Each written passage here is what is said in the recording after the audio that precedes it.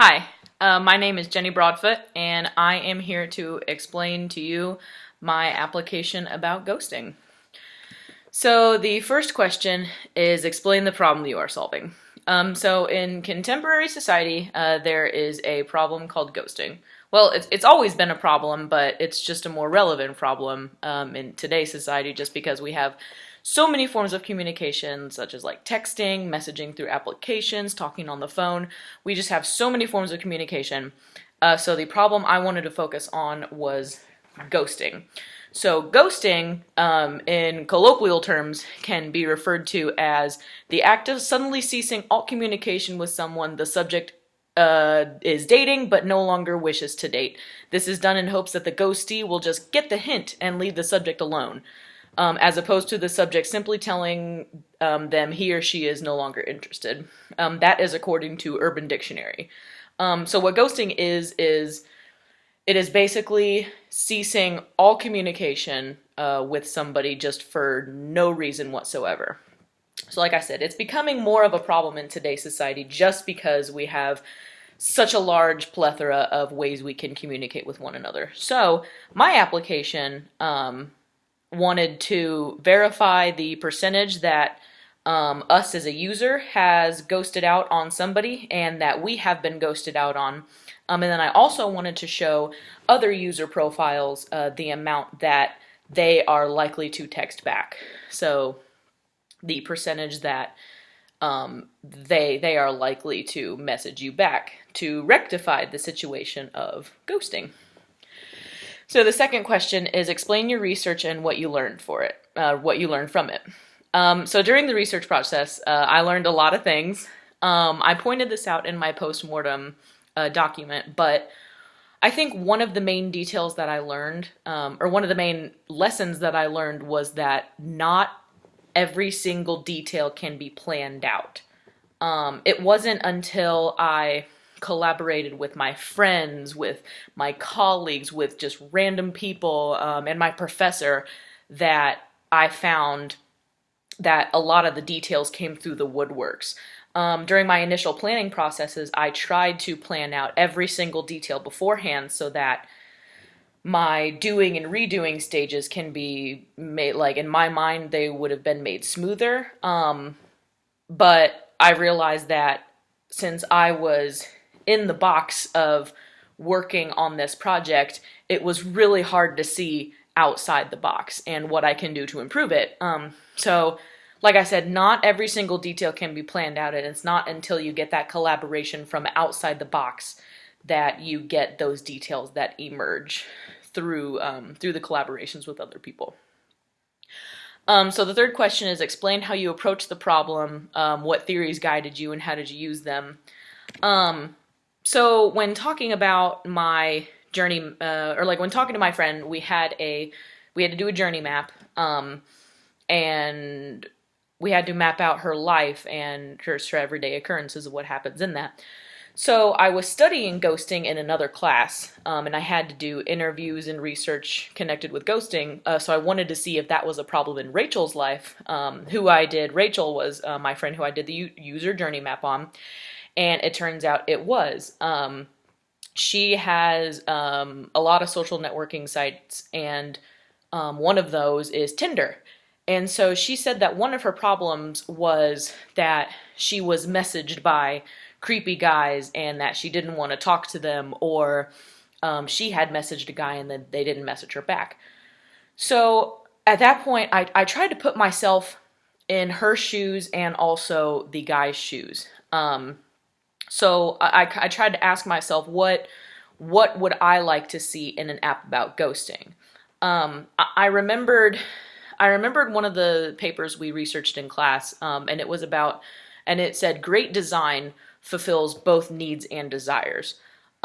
So I tried to figure out what were the needs and what were the desires that could go into this application. I kind of also tried to tie in communication, we learned the cognitive dissonance theory. So cognitive dissonance is defined as the state of having inconsistent thoughts, beliefs, or attitudes, especially as relating to behavioral decisions and attitude change. So the cognitive dissonance theory is talking about how, as humans interacting, we seek to reduce our dissonance when talking to somebody. So anything that can just reduce our uncertainty about this person, we try to do. So I tried to think of what kind of knowledge about the other user would take away some of the dissonance I would have with messaging them, and especially in relation to ghosting. So that's kind of where I came about having, it's to reduce dissonance, we need to know knowledge about the other user. So the way I kind of went about it was, what knowledge would I like to know about the other user in relation to ghosting? And so that's kind of where I came up with the idea of, okay, maybe I can show the percentage of how likely they are to message back, so that if I can, like, say if I message somebody who only has a 30% chance of messaging back, I'm like, okay, well, there was a 70% chance he wasn't going to, so it more eases your mind a little bit in messaging them, because you know those percentages already. So I kind of trying to look at it as, what would fulfill my needs and desires and reduce my dissonance with this other person. So the fourth one is show a walkthrough of what you made. So here are the screens for my application. Through trial and error and doing and redoing, these are the final 4 screens that I came up with.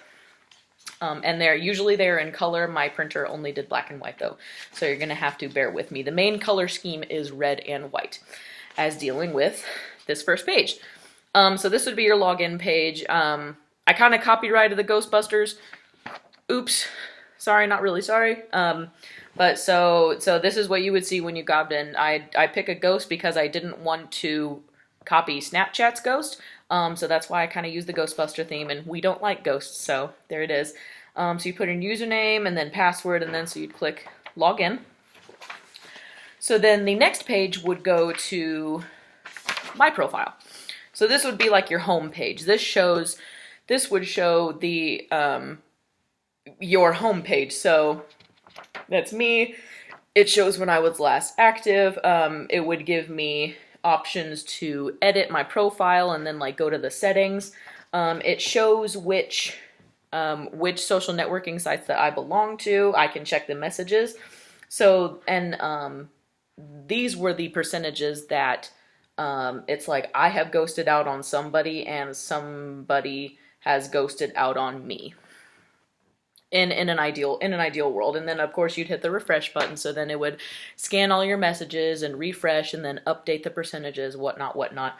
And then at the bottom, as you can see, it's kind of hard to see without color, but at the bottom I would have suggestions on who we might like to go visit next. So say I click on one of these suggestions. It gives me Nick's profile. So I see Nick is a good-looking dude. He's 27 years old. We have similar interests like BuzzFeed and puppies and Ball State. It shows the social networking sites that Nick belongs to that we are also friends on. So it shows that we are friends on Facebook and we have also matched on Tinder.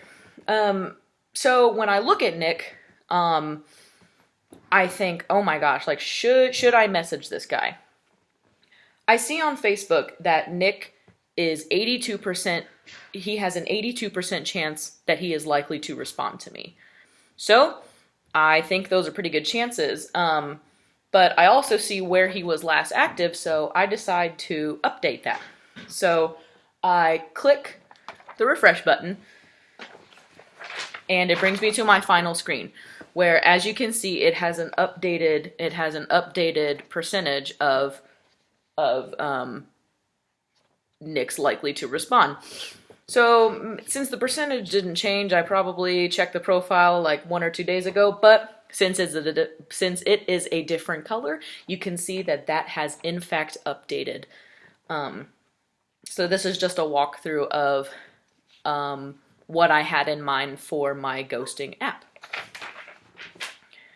So the last question is explain the strengths and weaknesses and opportunities and threats of the final prototype. So one of the strengths I am proud of is I am proud of the physical layout that I actually came up with. I feel like a lot of social networking sites aren't necessarily laid out like this. So it's kind of new and innovative in that way. And I am not much of a detailed person, like I said earlier, so I kind of like the simplicity of it. It's very big and it's very general. You know where things are.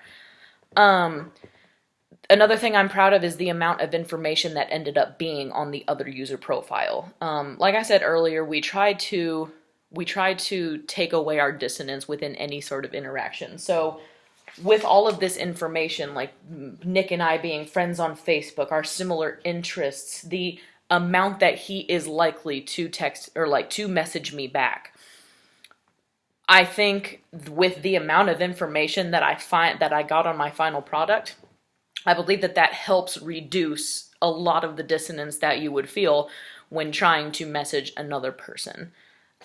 So I am very proud of that. I think the biggest weakness would be in reality wanting to know the information. I know the app is a very good idea, but in reality, I had a few people kind of say, I don't necessarily know if I would want to know this information when I message somebody. And I know my whole thing is trying to reduce dissonance and everything, but sometimes I feel like it might be necessary to not have that knowing of, oh, maybe it's very exciting to not know if they're going to text or if they're going to message back or not, or text back or not. So I think one of the main weaknesses is the general idea behind or not behind the application, but of the application. So like I said, it is a good idea in theory of knowing how likely a person is to text back, but in reality, would we really want to know? Overall, this app was really it was really fun to make. I learned a lot. I learned a lot through it, and I hope I get to work with interactivity more in the future. Thank you.